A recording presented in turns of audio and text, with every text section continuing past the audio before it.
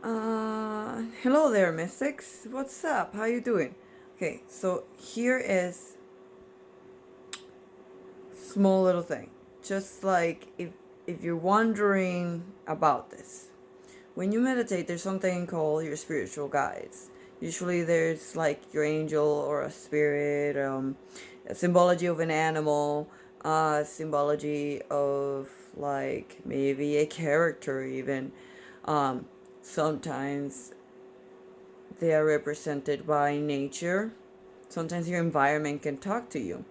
It could be even a talking tree. Usually these are, the angels and whatnot because they're like surreal looking and whatnot. Um, or they could be like dragons. They could be fairies. They can be elves. I have sometimes talked to golems and stuff like that. But those, when I talk to like the golems or the goblins or whatever like that, usually they're a representation of something. For example, when I feel lazy, when I feel like that laziness, like that weird pressure of I want to do something but I'm stuck there, I see a giant. Yeah, that's what I see. I see a giant. The representation of that is like a giant, and then the giant is like bored and it just doesn't want to move and it's just stuck there. So the best way to move this energy, usually what I do is I just talk to it. I talk to the giant or I play music to the giant and then usually I feel energized.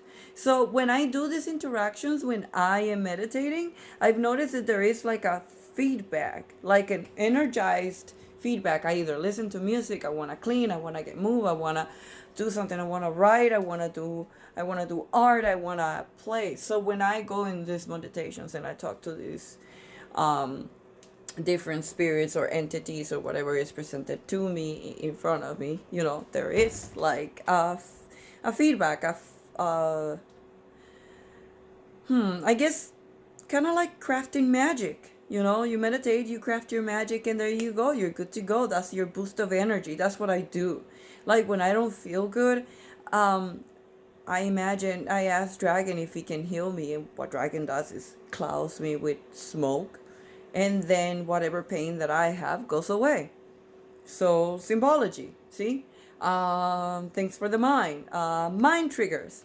When my mind gets too triggery, I imagine a speaker box. You know the speaker box? Because that's how I see ADD works. It's like a speaker box. It's always going, and all these channels are going through, and all these channels are giving you all this information. But your channels is always changing, so it's always going. So it's always receiving information. It's always giving information. So it's like doing two things at the same time. It's like a train that is going and coming.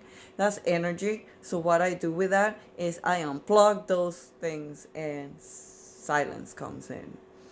I rewrite these messages in my brain. I go into the box. I either unplug cables or plug cables. You could do this yourself so then you can shut some things down so then your mind can then process whatever information is going on.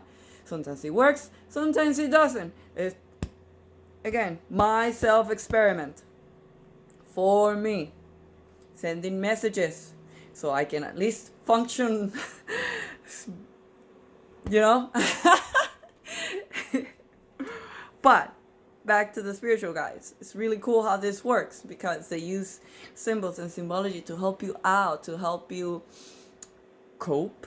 It has helped me figure some things out, see some things out, discover some things that were so crazy that I'm like, wow, I didn't know I do that. I need to stop, like now. And, like, kind of like checking yourself. One other thing, sometimes, and this is for the people who might be experiencing this, and I'm experiencing this is why I'm saying it, because it can cause a kind of like, what's going on?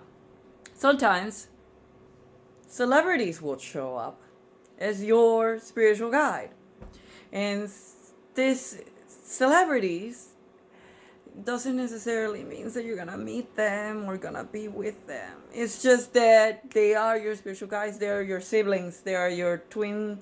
There are your other star seeds, your comrades. Yeah, that sounds better. They are your comrades. These comrades, these friends of yours, this family, all they do is the same job that the angel will do. They will talk to you. They will be there for you. They will encourage you. The thing about the ones that I've experienced are kind of odd because, okay, I will share with you a funny one. When Spirit wanted to tell me I was going on a spiritual journey, they sent Stan Lee. And I met him on a bar, and that was the coolest thing ever. So I'm sitting there on the bar, and I'm like, what the hell? Stan Lee's in my bar. So cool. The Ethereals. I'm gonna go. He's doing a cameo, man. So, but then he turns around and tells me, you're going on a hero's journey. And I'm like, I still don't, it's kind of complicated, the hero journey, because there are no dragons to slay. Ain't no princesses at the end of the tunnel. This is more like a different kind of journey. So, yes. So, yeah, they use that as to send a type of delivery, a type of message that a certain individual will give to you. I do get other celebrity that shows up. It's kind of cool, actually. Once in a while, I do get a glimpse of what they're doing, what they're about. It's not something that I ask for. It's something that is just inter-exchange. Meaning that there's probably an artist out there going, what is this ghost hunting me? And it's not. It's a person because God has a funny way of connecting people. The universe, I mean. Whatever word you want to use. So, don't feel afraid. Don't feel scared. Don't drop everything and change your life over this either. Like, just assess it. Know the message. This is for your growth. For you to let go. For you to get better at whatever. So, take it easy.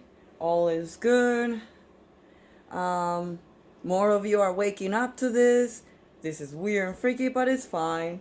It's actually more fun than it is, kind of. I mean, if you're not fighting back and questioning everything, then you have a problem. Which is not bad.